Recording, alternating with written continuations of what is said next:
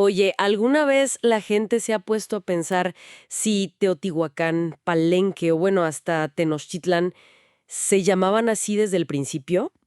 Porque fíjate que, la verdad, muchas veces no. Los nombres que usamos hoy, pues resulta que a menudo los pusieron otras culturas, ¿no? O ya después los españoles. Tenemos aquí un análisis súper interesante sobre justo eso, los nombres perdidos de las ciudades mesoamericanas. Y hoy queremos clavarnos en por qué se perdieron esos nombres originales y bueno, cuáles sí conocemos, qué nos dicen las fuentes. Sí, mira, el desafío es grande, la verdad. Mesoamérica tuvo un montón de culturas. Olmecas, mayas, zapotecos, teotihuacanos, toltecas, mexicas, y cada una con sus idiomas, a veces de familias lingüísticas que nada que ver una con la otra.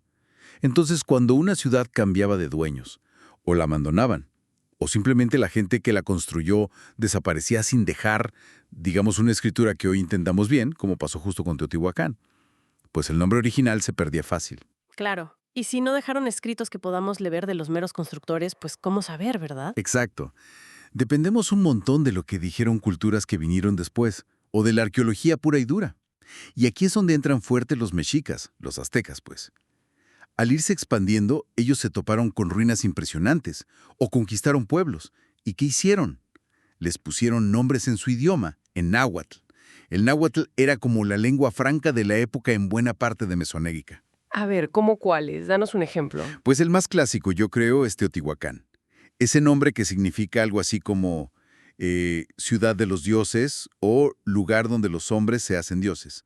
Pero ojo, ese nombre se lo pusieron los mexicas, y siglos después de que abandonaran la ciudad. El nombre original, sigue siendo un misterio total. Híjole. Otro caso es Tula. Se le asocia con Toyán, que en náhuatl era una palabra para asentamientos grandes e importantes. Fue la capital tolteca, sí, pero su nombre original, en la lengua que hablaran los toltecas, si es que era otro, pues quién sabe. Se perdió. Entiendo. O sea que los mexicas renombraron bastante. Y luego, ¡pum!, llegaron los españoles y todo cambió otra vez. Así mero fue. La conquista española, ya en el siglo XVI, fue como la segunda gran sacudida de nombres. A veces lo que hacían era adaptar cómo sonaba el nombre indígena que lían. Pero claro, muchas veces lo deformaban bastante. Por ejemplo, Cuauhnáhuac, que quería decir algo como junto a los árboles, terminó siendo Cuernavaca. O Oaxaquiac, que era como en la nariz del guajé, pues hoy es Oaxaca. Órale, qué cambios. Sí, y otras veces el cambio fue pues más radical. La Gran Tenochtitlan, el lugar de la piedra de Tuna, se volvió la Ciudad de México. Y en muchísimos otros casos, pues simplemente le añadían un nombre de santo católico, o de plano borraban el nombre indígena y ponían uno nuevo. Tlaxco, que era lugar del juego de pelota, hoy es Taxco. Fue una transformación, pues masiva del mapa de nombres. Suena a que casi todos los nombres originales, pues, se fueron. ¿Hubo excepciones? ¿Se salvó alguno que sí conozcamos? Sí, sí las hay. Y aquí es donde la historia se pone muy interesante, sobre todo con los mayas.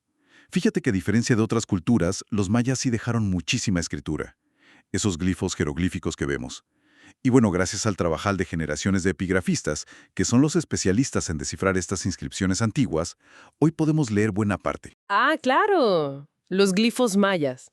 Entonces, sí conocemos nombres originales de ciudades mayas. ¡Qué bien! Exactamente. Por ejemplo, el sitio que hoy todos ubicamos como Palenque. Ese es un nombre español, ¿eh? Viene de empalizada, como una cerca o algo así. Pero en maya clásico, el nombre real era La Camja. La Camja. A ver, ¿y eso qué significa? Suena bonito. Significa algo así como lugar de las grandes aguas. Mucho más, no sé, poético y descriptivo, ¿no crees? Sí, totalmente. O piensa en la imponente Tikal, allá en Guatemala. Sus habitantes la conocían como Yaxmutal, que podría ser algo como primeraz o primer augurio. Y su gran rival, Calakmul, que está en Campeche, era la sede de la dinastía Can, o Canal, la cabeza de serpiente. Nombres con una fuerza, una historia propia, impresionante. ¡Wow! La Camja, Yaxmutal. Canal.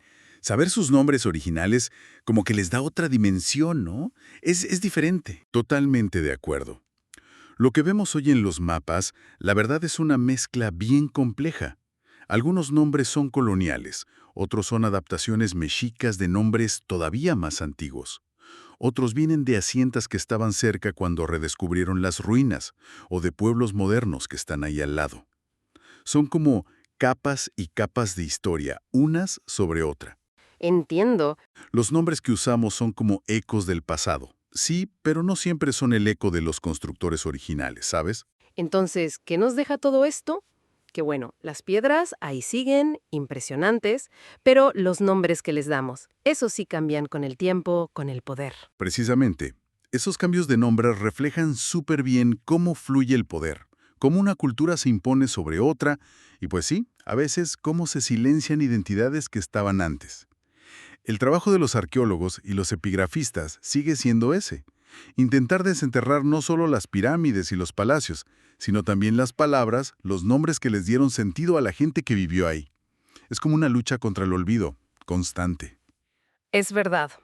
La próxima vez que alguien ande por una zona arqueológica, chance y valga la pena pararse un momentito a pensar en eso. En esas voces, en esos nombres que el tiempo, pues, se llevó. Intentar imaginar cómo llamarían a ese mismo lugar quienes lo levantaron piedra por piedra. ¿Qué otras historias, qué otros conocimientos seguirán ahí, esperando, escondidos bajo tantas capas de tiempo y de nombres posteriores?